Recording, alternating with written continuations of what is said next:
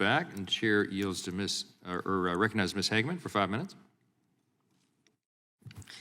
Thank you.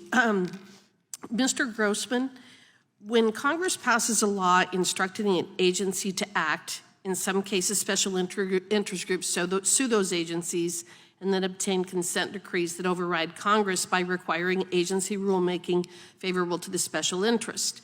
Doing so can bind the agency in ways not intended by Congress and even in ways that then bind subsequent administrations. But there's also another problem associated with this particular paradigm known as the Equal Access to Justice Act. Have you ever heard of the EAJA? Yes. Can you briefly explain what the EAJA does? Well, in general, a plaintiff's group that obtains such a result in a case would be a prevailing party and so would be able to recoup a large amount of its litigation costs, including attorney's fees. Well, and that's if there's litigation, but they also, the agencies and the environmental groups can actually enter into a consent decree where the agency will agree to pay EAJA funds to particular environmental organizations. Is that right? Yes. So I'm going to read a bit of information to give the folks here a bit more background about how the EAJA has been abused over the years. Environmental litigation has become an expensive national policy issue that causes harmful gridlock for the federal agencies managing wildlife and public lands. At the center of the problem is the Equal Access to Justice Act, which permits the recovery of attorney's fees in lawsuits against the federal government. EAJA was enacted in 1980 to protect ordinary citizens and small business from government overreach and wrongdoing by giving them the means to pursue otherwise prohibitively expensive litigation.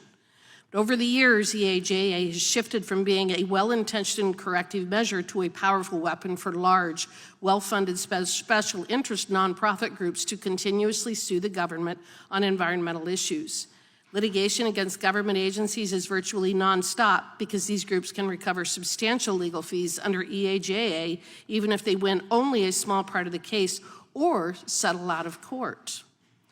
Most of these lawsuits are settled out of court. And recently, I filed a bill to delist the grizzly bear. One of the things that happened was that the Fish and Wildlife Service agreed in 2007 and again in 2017 that the grizzly bear had been fully recovered. Environmental groups sued, and eventually the Fish and Wildlife Service reached an agreement. When the environmental groups came back seeking funds, they sought almost $500 an hour in their legal fees, and ultimately $1.4 million under the Equal Access to Justice Act.